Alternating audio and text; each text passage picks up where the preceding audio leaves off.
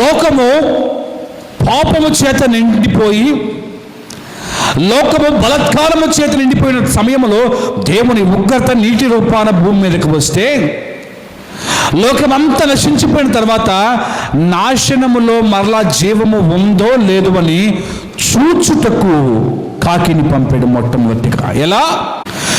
లోకములో నీళ్లు ఇంకిపోయి మరలా జీవమునకు జీవమునకు మనుగడనకు ఏదైనా ఒక అవకాశం ఉందో లేదో అని చూచుటకు ఒక కాకిని పంపాడు నోవాహు. గమనించాలి, కుటుంబములు నాశనమైపోతున్నాయి అని దేవుడు నిన్ను జలప్రలయము తర్వాత పంపిన కాకి వలె పంపితే, ఇప్పుడు ఈ కాకి పని ఏమిటి? చక్కగా బయటికి వెళ్ళి ఎక్కడ అవకాశం లేదు నోవాహు గారు వెనక్కి రావాలి. ఒకవేళ అవకాశం కనపడితే అవకాశానికి రుజువును పట్టుకొని మందిరానికి దేవుని యొక్క సన్నిధికి రావాలి. అది కదా పంపిన వాటి యొక్క పని. ఈరోజు దేవుడు సూటిగా నీతో మాట్లాడుతున్నాడు. దేవుడు నిన్ను ఆ కుటుంబంలోకి ప్రవేశపెట్టబడిన తర్వాత జీవములకు ఆధారము ఉందో లేదో చూచి సక్రమమైన పద్ధతిలో దాన్ని సరిచేయాల్సిన అవసరం నీకు ఉంటే, వెళ్ళిన చోటను వాలిపోతే ఏంటి పని? కుటుంబంలోకి నిన్ను దేవుడు నోవాహు ఓడలో నుంచి పంపిన కాకి వలె రుజువును తీసుకునిరా, జీవానికి ఆధారము తీసుకునిరా.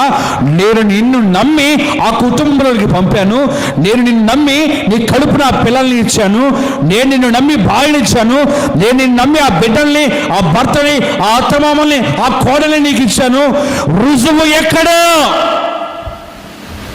అని కాకిని పంపితే, ఈ కాకి ఎక్కడికి వెళ్ళి వాలిపోయిందంట? ఎక్కడికి వెళ్ళి వాలిపోయింది? వెళ్ళిన పని మర్చిపోయి తిరిగి రాలా. కొంతమంది ఆత్మీయ జీవితం కూడా దుర్బలమైన పరిస్థితికి ఎందుకు వెళ్ళిపోయిందంటే, సన్నిధిలో ఉన్న విశ్వాసము, సన్నిధిలో ఉన్న తీర్మానము సన్నిధి బయటికి వెళ్తే కనపడదు. ఒక తీర్మానం తీసుకున్నాం మనం. మీకు విషయం తెలుసా?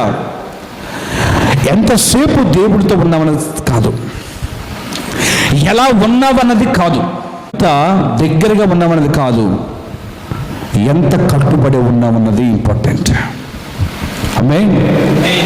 నీవు ఎంత ప్రార్థనాపరుడివి, ఎంత దైవభక్తి కలిగిన దానివి, ఎంత అభిషేకం కలిగిన వ్యక్తివో అనవసరం, ఎంత కట్టుబడి ఉన్నావన్నది సత్యం. ఈరోజు నీ కుటుంబము మేలులు అనుభవించాలంటే కాకి వలె నువ్వు బయటికి ప్రవేశపెట్టబడ్డావు. ఆ కాకి తిరిగి రాలేదు, నువ్వు రావాలి. నోవాహు ఎందుకు పంపాడు బయటికి?